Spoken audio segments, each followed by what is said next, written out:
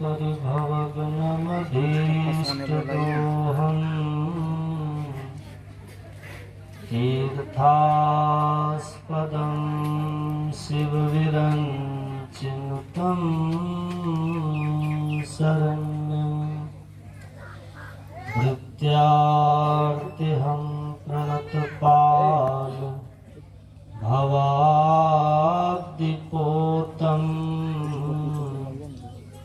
वन्दे महापुरुष ते चरणारविन्दम्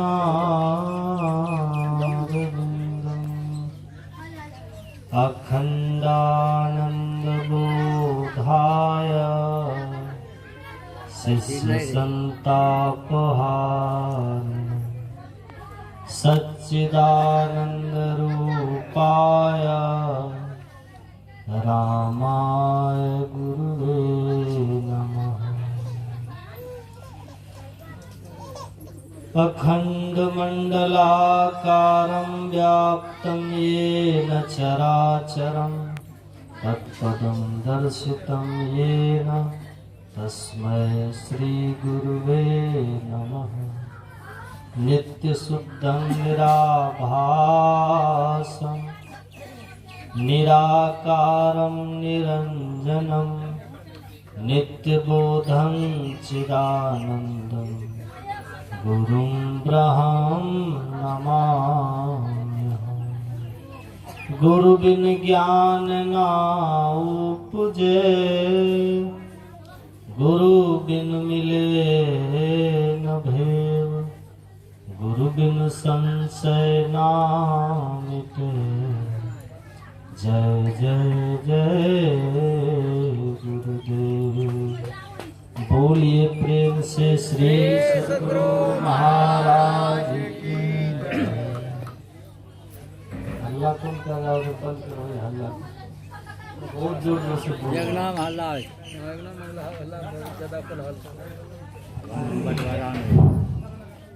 मंचासीन अर्चनीय वंदनीय साधक वृंद, इस स्थल पर उपस्थित सत्संग प्रेमी महानुभावों, पूजनीय माताओं एवं धर्मशिला पर सबों के पाद पद्मों में कोटिशः नमन। आज हम लोग माता जी के श्राद्ध के उपलक्ष्य में यहाँ सत्संग करने बैठे हुए। क्या नाम था माता जी का? कलावती माता। हाँ, पूज्य कलावती माता जी के श्राद्ध के उपलक्ष्य में आप यह न समझें कि शरीर के अंत जीवन का अंत है। शरीर का जन्म मरण होता है, आत्मा नहीं मरती है।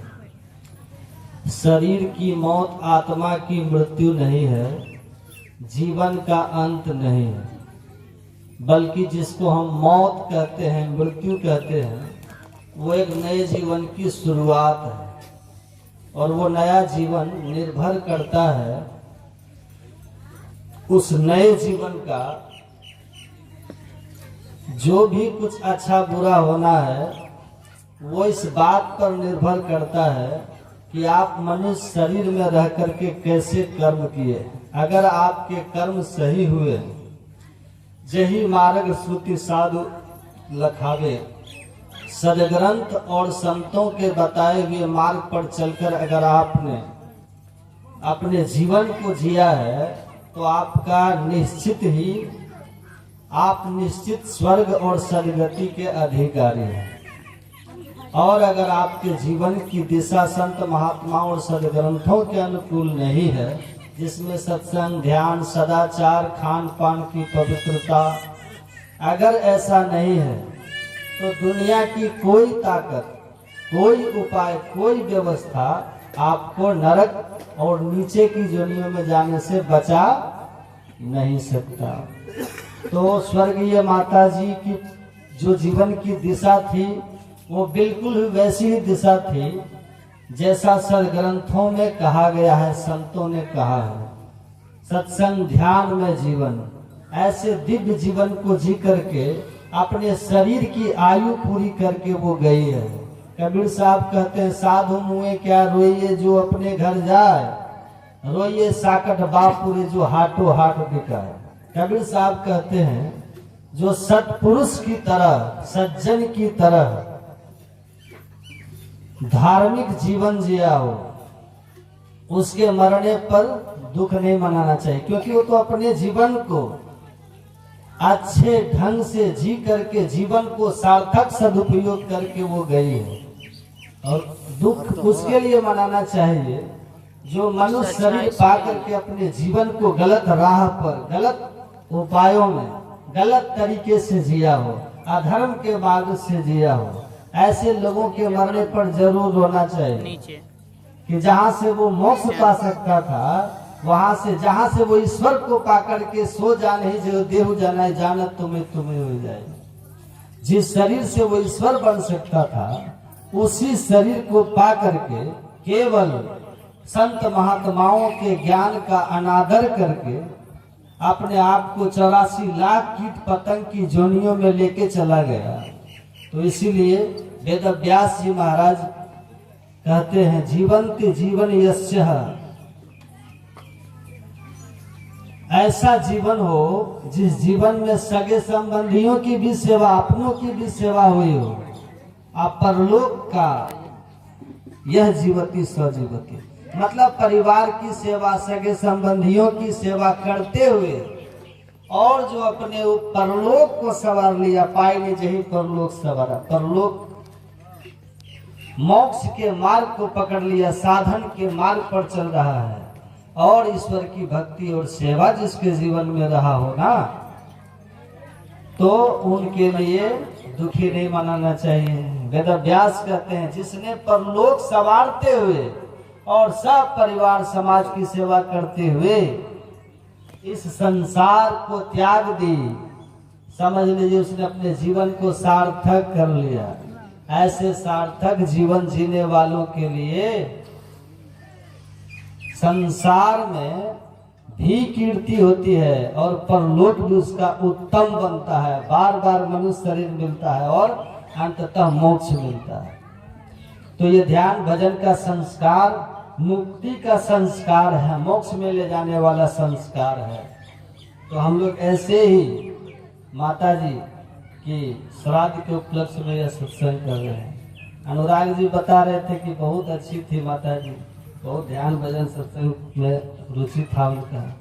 तो एक आत्मा जो इस शरीर को त्याग के इस संसार को त्यागी है, तो उसके श्राद्ध के उपलक्ष्य में यहाँ उपस्थित हुए हैं हम। आप भी मेरी गुरु महाराज से उनकी आत्मा के शांति और गुरु महाराज अपने शरणागति में उनको रखें, यही मेरी उनके लिए प्रार्थना है। और इस परिवार को उनकी अनुपस्थिति का जो कष्ट है उसको भी हम महसूस करते हैं। और उन लोगों के लिए भी गुरु महाराज से मेरी प्रार्थना है कि इस दुख की घड़ी में ये शांति पूर्वक इसको सहे। अब फिर जीवन में किलकारियां गूंजे। तो सज्जनों, मुझे बुलाया गया तो मैं यहाँ आया। वो कवर को खोल दीजिए, नहीं तो फिर वो अंदर वो कोड नहीं जाएगा।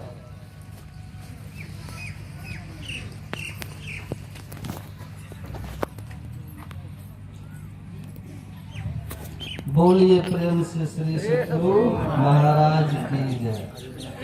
तो घूम घूम के प्रचार करते हैं, ले लो रे कोई राम का प्याला, संत लुटावे आवाज लगावे गली गली। ले लो रे कोई राम का प्याला, आओ सत्संग में आओ, जीवन सुधारो, मानो कहनवा ना भजन सुनते होंगे आप लोग। आओ जीवन को सुधारो, यहाँ आओ सब कुछ मिलेगा। ऐसा मत समझिए कि ये सत्संग केवल कथा कहानी है ना।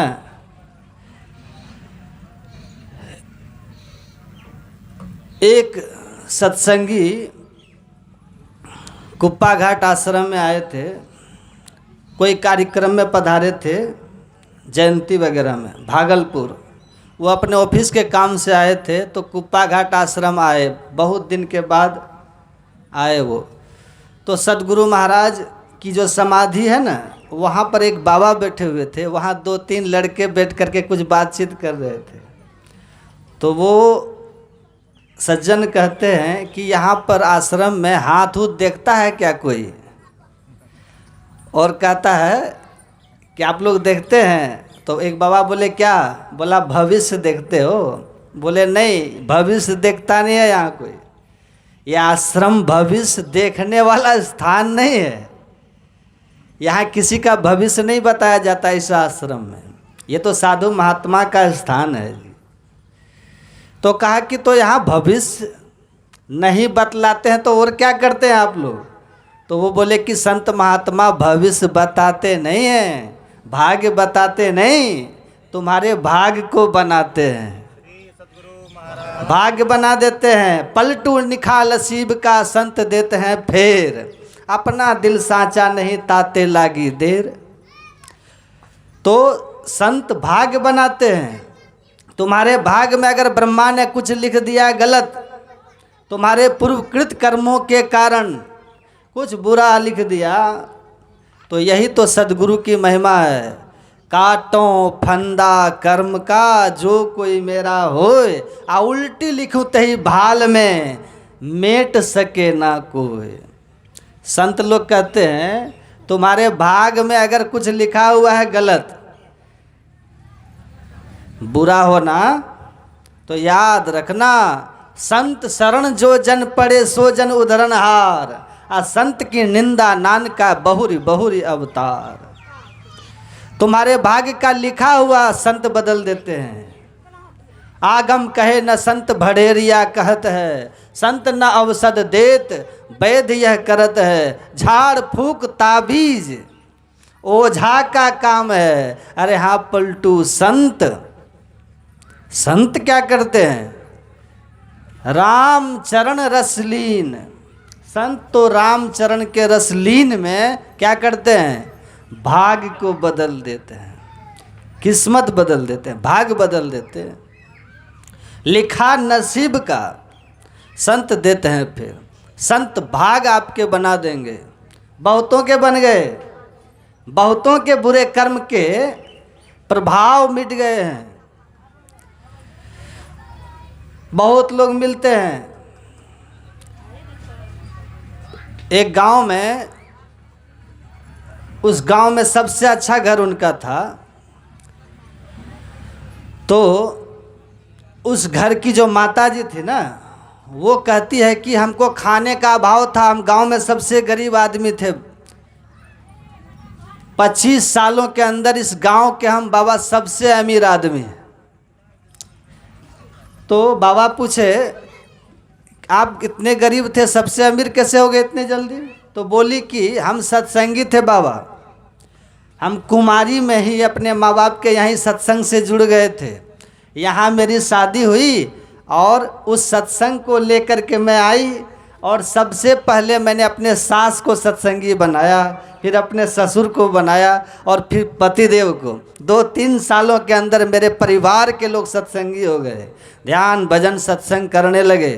गुरु महाराज की कृपा से पहले जो काम छूते थे ना, वहीं घाटा होता था, और गुरु महाराज के शरण में जब आकर के जो काम छूते हैं वहीं पर लाभ हो जाता है, वहीं से फायदा शुरू हो गया। गुरु महाराज ने ऐसे नहीं कहा कि जो नियम से सत्संग ध्यान करते रहेंगे उनको रोटी कपड़ा मकान का कभी अभाव नहीं होगा। कहा मेरा भाग्य बदल गया, और देखते देखते हम लोग आगे बढ़ गए। गांव के लोग बोलते हैं कि सत्संग से इनको खूब मिला।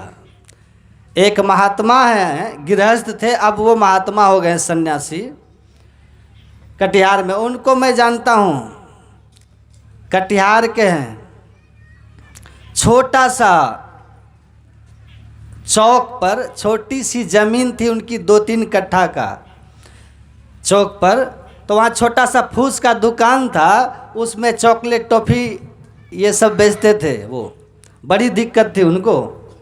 और कहीं कहीं सत्संग होता था ना तो जा कर के प्रवचन वगैरह भी कर देते थे, और सत्संग वगैरह का कार्यक्रम होता था तो सहयोग कर देते थे, चंदा वगैरह कर देना, सत्संग करा देना। तो लेकिन बड़ा दिक्कत था। एक बार सदगुरु महाराज, महर्षि में ही परमहंस जी महाराज के पास वो गए। एक आदमी जो गुरु महाराज के करीबी थे ना, सहरसा के थे, नाम जानते होंगे, रामानंद बाबा। उनसे उन्होंने कहा कि बहुत बहुत दिक्कत है बाबा, बाल बच्चा भूखे सो जाता है, क्या करें, कुछ उपाय नहीं है, आशीर्वाद दिला दीजिए गुरु महाराज से कि हमारा कुछ हो जाए। तो गुरु महाराज जी ने, सुनिए ध्यान से, गुरु महाराज जी ने देखा, और देख कर गुरु महाराज जी कहते हैं कि ई पिछले जन्म में बहुत कंजूस था, एक पैसा दान नहीं किया, थोड़ा बहुत सत्संग धर्म का काम किया, सत्कर्म किया था। तो उस सत्कर्म के प्रभाव से ये आदमी तो बन गया, थोड़ा बहुत ध्यान सत्संग किया था, उस संस्कार से आदमी तो बन गया, लेकिन इसने कभी दान नहीं किया था, इसके कारण ये भिखमंगा हो गया। इसको धन था, पिछले जन्म में धन था, लेकिन धर्म में नहीं लगाया, इसीलिए भगवान ने दंड दिया। सत्संग के प्रभाव से मनुष्य का शरीर तो मिल गया, ध्यान के प्रभाव से थोड़ा बहुत जो किया था, लेकिन दान नहीं करने के कारण क्या हो गया, इसको गरीब हो गया, दरिद्र हो गया। इसके भाग में धन है ही नहीं जी, कर्मे खराब है, भगवान ने लिख दिए हैं। रामानंद बाबा ने कहा, हुजूर इसने दान नहीं किया, गलती की। तो संत तो लिखे हुए भाग को बदल देते हैं, इसके भाग में दरिद्रता लिखी है तो कुछ आप अपनी ओर से कर दीजिए। गुरु महाराज ने कहा, लगन से ध्यान सत्संग करोगे? कहा कि जी हुजूर। कहा तो जाओ, तुम्हारे हिस्से में तो नहीं है, मेरे हिस्से से मिल जाएगा। आप जाइएगा, आज कटिहार के मिर्चाई बाड़ी चौक पर जो सबसे बड़ा मकान और दुकान है वो उन्हीं के बेटे का है। उसके बाद जो उनकी बढ़ोतरी शुरू हुई, इतना बढ़े कि बढ़ते बढ़ते शहर के गिने हुए अमीर लोगों में उनकी गिनती होती है। आप सोच सकते हैं। तो कहे तुम्हारे भाग में क्या है, ये भले ज्योतिषी बता दे, लेकिन तुम्हारा भाग वो नहीं बदल सकता। आ संत भाग तुम्हारा नहीं बताएंगे, तुम्हारे भाग को बना देंगे, लिख देंगे भाग को। तो ये संत की महिमा है। स्वामी राम तीर्थ अमेरिका गए थे, वहाँ कहा, सुनो तुम मेरे प्रचार के लिए पोस्टर मत बनाओ, डॉक्टर को बुलाओ, वैज्ञानिकों को बुलाओ, जितने तुम्हारे शहर में नामी नामी डॉक्टर हैं उनको बुलाओ, वही पोस्टर बन के मेरा प्रचार करेंगे। स्वामी राम तीर्थ ने कहा अमेरिका वासी को। सब डॉक्टर लोग आए। स्वामी राम तीर्थ ने कहा कि जरा आप लोग अपना आला वगैरह लगा के चेक करके बताओ कि मैं जिंदा हूँ कि मरा हुआ। उन डॉक्टरों ने आला लगाया तो धड़कन बंद, नस पकड़ा तो नस बंद, नाक में सटाया तो श्वास बंद। कहा बोलो क्या है, हम जिंदा हैं कि मुर्दा हैं? कहा महाराज मेडिकल साइंस के हिसाब से आप मुर्दा हैं। कहा लिख करके दो कि हम मुर्दा हैं। कहा क्यों? क्योंकि आपके नस बंद, आपके धड़कन बंद, आपकी श्वास बंद। जिंदा आदमी या मुर्दा आदमी की पहचान तो यही होती है। डॉक्टर आते हैं, आला लगा के देखते हैं, धड़कन बंद है, सांस बंद है, नर नाड़ी बंद है, कहते हैं he is dead, he is no more, sorry हम इनको न बचा सके।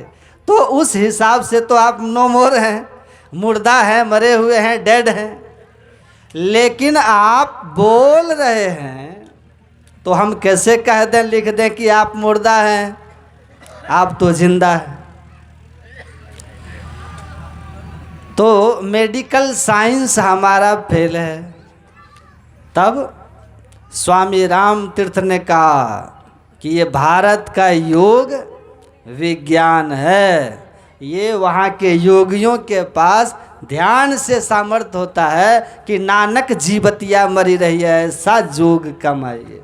जीते जी मुर्दा अपने आप को बना लेते हैं, इस शरीर से जब चाहे तब ऐसे निकल जाते हैं जैसे आप अपने घर से जब चाहे तब निकल जाते हैं, जब चाहे तब आ जाते हैं।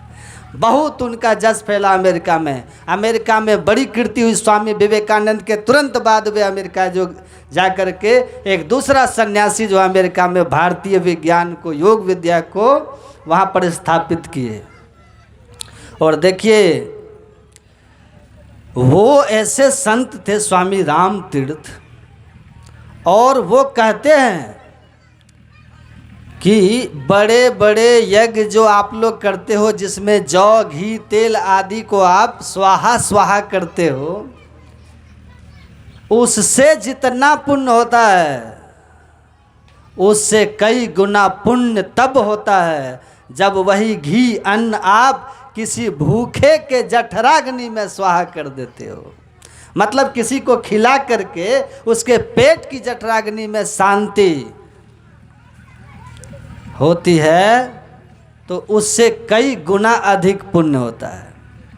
और यही कारण था कि राजा युधिष्ठिर जी महाराज उनको खिलाए थे जो कई दिनों से भूखे नहीं थे, जो खा करके पेट भरे हुए लोग थे। महाभारत में ये प्रसंग है, दान के लोभ से गए थे, उनको खिलाया था। और उस एक ब्राह्मण है, वो कई दिनों से भूखे थे, वो एक संत को स्वयं, वो भी कई दिनों से भूखे होने के बावजूद वो खिला करके, और जो उन्होंने यज्ञ किया था उस हवन कुंड में, भूखे के हवन कुंड में आहुति दे करके अपने शत्रु का, उससे जो पुण्य हुआ था उसके सामने वो जौ घी में डाला हुआ सारा का सारा हवन युधिष्ठिर का व्यर्थ हो गया था। इसीलिए वेदव्यास जी महाराज समझाते हैं कि जब आपका समाज, स्वामी विवेकानंद जी महाराज भी कहते थे कि जब गांव के लोग भूखे मर रहे हों, जब पड़ोसी का बच्चा दूध के लिए बिलख रहा हो, उस समय जाकर के दूध का अभिषेक कर देने से भगवान प्रसन्न नहीं होते हैं। उस भूखे बालक के पेट में दूध डाल दो, ईश्वर की कृपा तुम्हें सहज प्राप्त हो जाएगी। क्योंकि भगवान कृष्ण ने गीता में साफ साफ कहा है, ते प्राप्नुवन्ति मामेव सर्वभूत हिते रताः। मुझे पाना चाहते हो, मेरी कृपा पात्र बनना चाहते हो, तो उसके लिए तू प्रयास करो, उनकी तू मदद कर, जिन जीव मात्र का हित करो। साफ साफ भागवत महापुराण में ये लिखा है। भगवान कहते हैं, अथमाम सर्वभूतेषु भूतात्मानं कृतालयम अर्हेद दानमानाभ्याम मित्रयाभिनिचक्षुषाः। कहते हैं, हे उद्धव, सब जीव के हृदय में मैं रहने वाला सर्वंतर्यामी परमात्मा को, जो जीवों की सेवा में न देख करके और मूर्तियों में तो हमारी पूजा करता है, भगवान ने विरोध नहीं किया, खंडन नहीं किया पूजा पाठ का। भगवान कहते हैं, पत्थर मृणादि की बनी हुई मूर्तियों को मुझे मान करके उसका पूजा तो करता है, उसको भोग तो लगाता है, लेकिन सब जीवों में हृदय में रहने वाला मैं परमात्मा तब अन्य जीवों के प्रति वो भेद भाव रखता है, ऊंच नीच की भावना रखता है, ईर्ष्या द्वेष करता है। ऐसे पाखंडियों की पूजा मैं स्वीकार नहीं करता हूँ। भगवान कहते हैं, ऐसे पाखंडियों की पूजा स्वीकार नहीं करता हूँ।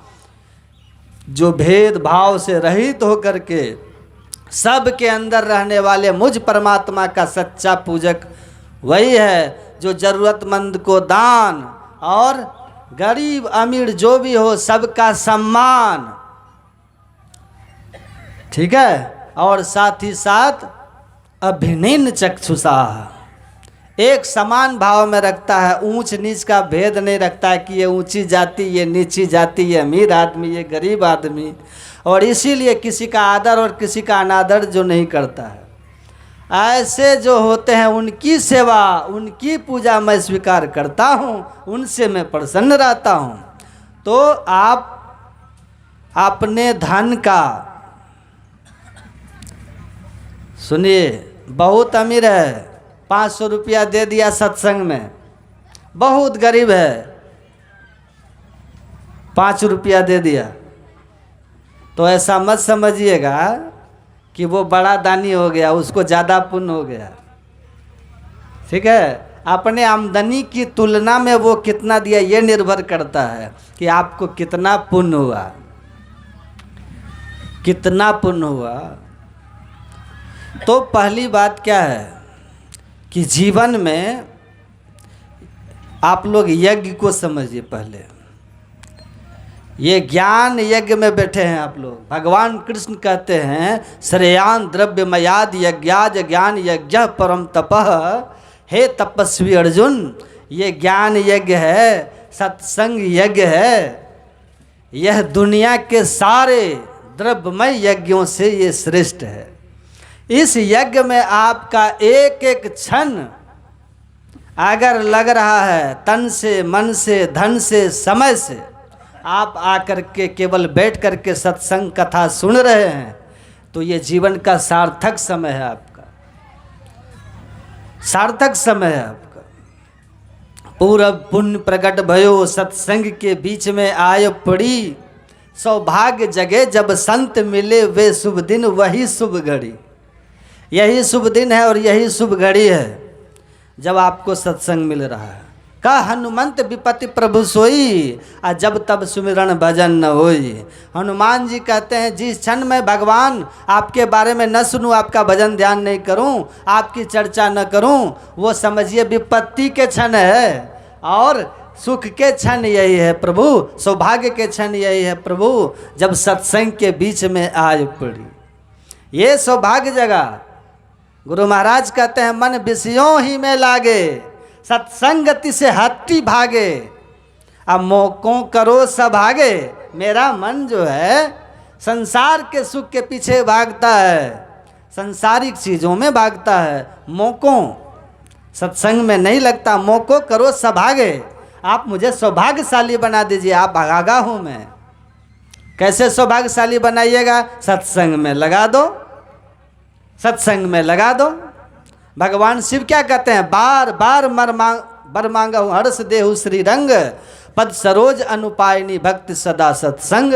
हे परमात्मा मुझ पर प्रसन्न है। तो भगवान शिव कहते हैं कि आप हमको अपनी भक्ति दे दीजिए, अपना ये सत्संग दे दीजिए, सत्संग और भक्ति दे दीजिए। तो सत्संग वरदान मांग रहे हैं कौन? भगवान शंकर। कितना ऊंची चीज़ है ये सत्संग। और जिसको मिल गया उसका भाग्य जग गया, उसका विवेक दृष्टि खुल गई, उसकी सुधार होने लगा, उसके जीवन का उद्धार का मार्ग प्रशस्त हो गया।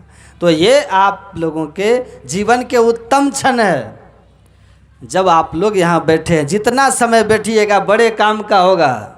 लेखे में सोई घड़ी, कहे ना, आधो में पुनियाद, आ लेखे में सोई घड़ी बाकी के सब बाद। परमात्मा के घर में यही समय आपका सही रिकॉर्ड में गया है, बाकी सब व्यर्थ चला गया कूड़ेदान में। तो इस क्षण का लाभ लीजिए। और ये सौभाग्य आपको मिला है कि आप मनुष्य बने हैं, मानव है। किसी पशु पक्षी को ये बैठ करके इस कथा वार्ता को सुनने का सौभाग्य है, वो समझेगा। आप समझते हैं, सुनते हैं, आप आनंदित होते हैं क्योंकि आप मनुष्य हैं। और भगवान राम का उपदेश आपने अभी सुना है। इस ज्ञानमय यज्ञ में भगवान ने अपनी प्रजा को बुलाया है।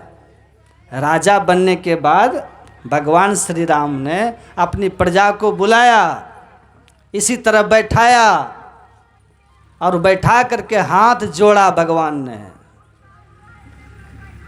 और बड़ी श्रद्धा और प्रेम से भगवान बोले कि मैं आपके हित की बात कहने जा रहा हूँ, इसमें हमारी कोई प्रभुता न समझें, लेकिन मैं जो कह रहा हूँ उनको आप शांति से सुनिए। आ करहु सुनहु करहु जो तुम्हें सुहाए। हमारी बात को सुन लीजिए, अच्छा लगे तो आप लोग मान लीजिएगा, और नहीं अच्छा लगे तो जो आपको अच्छा लगे वो करिएगा। तो आप समझिएगा, पूज्य दल बहादुर बाबा बहुत अच्छी बात कहते थे, मेरा काम था कहना, हम कह दिए, और आपका काम है मानना और करना।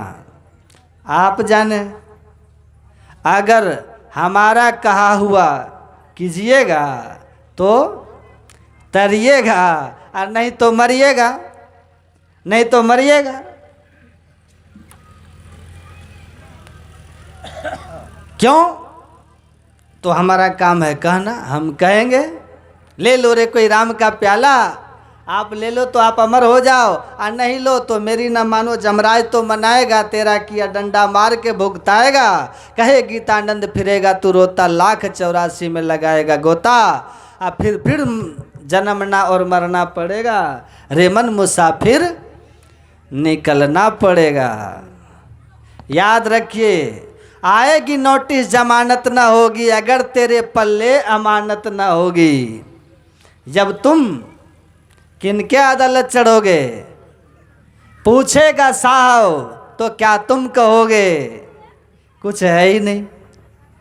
नोटिस तो आएगी ना, निकलना तो पड़ेगा ही ना, चतुराई तो नहीं चलेगी। यहाँ तो आती है कोर्ट की नोटिस, तो कहते हैं लोग की नहीं लेते हैं, कहते हैं ना नोटिस स्वीकार नहीं करते, 1-2 बार तब जबरदस्ती आती है कि भाई नहीं आओगे तो पकड़ के लाया जाएगा ना। तो नोटिस से नहीं लो तो अदालत को होगा कि नोटिस से नहीं मिला, तो कैसे आते? तो बाद में वारंट आता है ना, तो 1-2 नोटिस तो आप लौटा देते हो, लेकिन उसकी नोटिस नहीं लौटा सकोगे। जमराज की नोटिस कोई नहीं लौटा सकता। एक नौजवान लड़का था, रह के कहीं पढ़ रहा था, अचानक जमराज उसके पास आ गए। कहा कि आप कौन हैं? कहा कि हम यमराज हैं। कहा कि क्यों आए हैं? कहा यमराज क्यों आते हैं? ले जाने आते हैं। कहा अरे महाराज अभी तो हम जवानी पर चढ़े ही हैं, सपना ही जीवन का देख रहे हैं, और आप आ गए सपना लूटने हमारा। कहा हम ऐसे ही आ जाते हैं भाई, कुछ सूचना देते। कहा आ गए, बस टाइम हो गया तुम्हारा, हम आ गए, अब तुमको चलना होगा। कहा महाराज ये तो बड़ा अनर्थ है, आप आ गए। कहा हम ऐसे ही आ जाते हैं जी, नहीं बालक नहीं यौवने नहीं वृद्धि कछु बंद, वो अवसर नहीं जानिए जब आए पड़े जमपंद। हम तो यूं ही आ जाते हैं, ऐसे ही आ जाते हैं, बस आ गए, आ गए हम तो, चलना होगा अब। कहा कि ठीक है, जब चलना ही है, आप आ ही गए हैं, तो कहाँ है हमारा नाम जरा दिखाइएगा। तो लिस्ट निकाल करके यमराज दिखा, देखो 1 नंबर में तुम ही है, तुम ही से शुरू हो रहा है, चलो। कहा महाराज कुछ मोहलत? का कोई मोहलत नहीं। कहा देखिए आप आए हैं मेरे घर, तो कुछ खाना पीना कुछ अच्छा हो जाए, स्वागत सत्कार अतिथि सेवा तो कर लेने दीजिए, तब साथ चलेंगे। यमराज ने कहा अरे आज तक सृष्टि जब से है तब से मैं उठा उठा के ले जा रहा हूँ, कोई हमको नहीं कहा कि आप हमारे घर आए हैं तो थोड़ा स्वागत है आपका कर लूँ। ये तो पहला आदमी है जो जमराज का भी स्वागत कर रहा है। चाय नाश्ता पूछ रहा है कि चाय तो पी लो, आए हो मेरे घर तो। यमराज ने बड़े प्रसन्न हुए, कहा ठीक है ठीक है ठीक है, चलो भाई एक बार हम भी स्वागत का आनंद ले लें, चाय पिलाओ। कहा बस महाराज सब कुछ है, तुरंत सामने की दुकान आपके नज़र के सामने है, देखिए मैं जाता हूँ और वहाँ से सामान लेके आता हूँ। यमराज कहा वैसे भी भाग नहीं पाओगे तुम, वैसे भी कहीं भाग नहीं पाओगे, जाओ लेके आओ। यमराज को बिठा के वो लड़का गया और एक मेडिकल की दुकान से नींद की गोली लेकर के आया। यमराज को गर्मी का समय था, पंखा के नीचे बैठे हुए थे। चाय में ढेर सारा नींद की गोली मिला करके यमराज को पिला दिया वो लड़का। यमराज चाय पी करके सो गए, नींद आ गई। और ये लड़का था बड़ा चतुर था, लिस्ट लिया और व्हाइटनर होता है ना मिटाने वाला, ऊपर व्हाइटनर मार दिया और नीचे व्हाइटनर मार दिया और नीचे वाला नाम ऊपर लिख दिया और अपना नाम सबसे नीचे कर दिया। यमराज जगे, उठ करके ये लड़का कहता है कि महाराज जग गए। बोले आह बड़ा आनंद आया पुत्र, तुमने चाय पिलाई, पंखा के नीचे हमको सोने का बिछावन दिया, सोने के लिए बिछावन की व्यवस्था की, तो मैं बड़ा खुश हूँ तुम्हारी सेवा से। लड़का कहता महाराज आप यमराज हैं, हमने आपका स्वागत किया, तो अब आपके लिस्ट में जो व्यवस्था है उस व्यवस्था के हिसाब से आप हमको ले चलिए, जिनको जिनको आज नंबर आ गया है ले चलिए। यमराज जगे, यमराज ने कहा सुनो, लिस्ट उस्ट का बात जो है, जो हुआ वो तो है ही, लेकिन अब हम विचार छोड़ दिए। क्यों? तुमने हमारा बड़ा स्वागत किया, आदर किया, तो हमारा भी तो कुछ कर्तव्य बनता है ना। भगवान परम प्रेम के प्याले पढ़कर प्रभु को नियम बदलते देखा, भगवान भक्त के प्रेम में पढ़ करके नियम बदल देते हैं, तो हम भी तो यमराज भगवान के ही अनुचर हैं। तुमने मुझे प्रेम दिया तो हमने भी कुछ नियम में बदलाव कर दिया है। बेटा अब हमने निश्चय किया है कि अब ऊपर से नहीं, लिस्ट में नीचे से उठाएंगे, नीचे से उठाएंगे। तो यमराज के आगे तो आपकी तेजी नहीं चलने वाली है। आप ऊपर नाम करो नीचे नाम करो, यमराज कहीं से भी पकड़ लेंगे, वो पकड़ लेंगे। तो संत लोग यही कहते हैं, भगवान राम को कहना पड़ गया कि सुनो सुनो, हमारी बात आप सुनो, लेकिन करहूँ, करना वही जो तुमको सुहाए, क्योंकि हमको पता है कि तुमको जो अच्छा लगेगा वही करोगे। तो ध्यान से सुन करके और समझ लो, अब विचार कर लेना, अगर मेरी बात आपको अच्छी लगे तो अरे हारे में ही समझ बोध जो होई रहनी तासम कर लीजिए। अगर मेरी बात सुन के समझ की आपको लगे कि अच्छी बातें सुनाई गई है तो उससे हमारा हित ही होगा, तो आप अपने आचरण को, अपने रहनी को, व्यवहार को, अपने जीवन को उसके अनुसार कर लीजिएगा। और अगर लगे कि इनकी बात में कुछ अच्छी नहीं थी तो आप उसको छोड़ दीजिएगा। तो भगवान राम कहते हैं क्या कि याद रखो, बड़े भाग मानुष तनु पावा, सुर दुर्लभ सब ग्रंथ ही गावा, साधन धाम मोक्ष करी द्वारा, अपाई न जेहि पर लोक सवारा, सो परत्र दुख पावई, सिर धुन धुनि पछताय, अकाल ही कर महे ईश्वर ही मिथ्या दोष लगाए। भगवान राम ने अपनी प्रजाओं से कहा कि सुनो, बड़े भाग मानुष तन पावा, ये जो मानव का शरीर आपको मिला है ये बड़े भाग से मिला है। सुर दुर्लभ, सुर मतलब देवता, दुर्लभ मतलब जो बड़ी कठिनाई से मिलता हो। जो शरीर देवताओं को भी बड़ी कठिनाई से मिलता है उसको क्या कहते हैं? सुर दुर्लभ। ये मानव तन है जिसके लिए देवता भी हैं ललायित। तूने मानव तन ऐसा है पाया, ऐसा कोटि जन्म भटका जब खाया। करोड़ों जन्म के भटका खाने के बाद मानव तन मिला। भगवान राम कहते हैं याद रखना, बड़ा आराम से नहीं मिला है तुमको।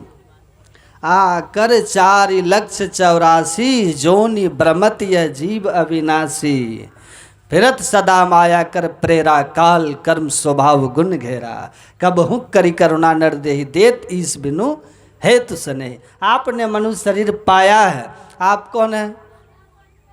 पाया है शरीर तो आप शरीर नहीं न हो गए। हमने ये गमछा पाया तो हम गमछा हैं। इस गमछा को हम धारण करने वाले कोई और हैं। तो भगवान कहते हैं तुमने मनुष्य शरीर पाया। इसका मतलब शरीर और शरीर को पाने वाला दोनों एक है कि अलग अलग है? अलग अलग है। तो जो पाया है वो कौन है? भगवान कहते हैं जीव। जीव क्या है होता है? ईश्वर अंश, परमात्मा का अंश। जीवात्म प्रभु का अंश है। रोज हम लोग पाठ करते हैं, प्रभु का अंश है। हरेर चिन्ह मात्रम हरेर अंशः, वेद में लिखा है। इस शरीर में जो ज्ञानमय तत्व है, जिसके निकल जाने से शरीर का आँख वही है, कान वही है, नाक वही है, हाथ पैर वही है। आँख पैर आँख नाक है वही मगर नहीं सुनता, हाथ पैर है वही मगर नहीं डोलता। पकड़ी ले गया जम चले न जोर है, अरे हारे पलटू निकल गया असवार शहर में शोर है। घोड़ा पर सवारी अलग होता है, घोड़ा अलग होता है, वैसे ये शरीर में रहने वाला जीव इस शरीर पर सवारी है। जम पकड़ के लेके चला गया शहर, अब क्या है? ये आँख कान सब वही है मगर अब देखना सुनना बंद हो गया। वेद भगवान कहते हैं इस शरीर में रहने वाला जो ज्ञानमय तत्व है, जो आँख से देखता है कि काला पीला हरा नीला क्या है, कान से सुनता है कि हिंदी अंग्रेजी बड़ाई निंदा गाली क्या बोला जा रहा है, हिंदी अंग्रेजी उर्दू।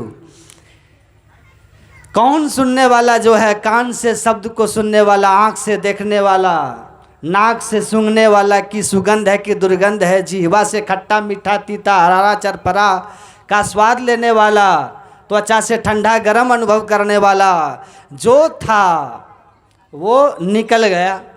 अब इसको कुछ नहीं पता, ये जड़ है, मुर्दा है। तो मुर्दा हो गया जिस ज्ञान में, क्योंकि गर्म करने से बीज के अंदर जो जीवनी शक्ति थी ना, जो सार था, जो चेतन था, वो मर गया, निकल गया, वो उससे निकल गया। इसीलिए बीज अब मुर्दा हो गया है। उसमें अब बीज जन्म देने की वो क्षमता नहीं है। तो इसमें जो वेद भगवान कहते हैं कि इस शरीर में जो ज्ञानमय अंश है, ज्ञानमय तत्व है, वो परमात्मा का अंश है, उसको जीव कहते हैं। तो जीव क्या है कि अविनाशी है। ईश्वर अंश जीव अविनाशी, उसका नाश नहीं होता।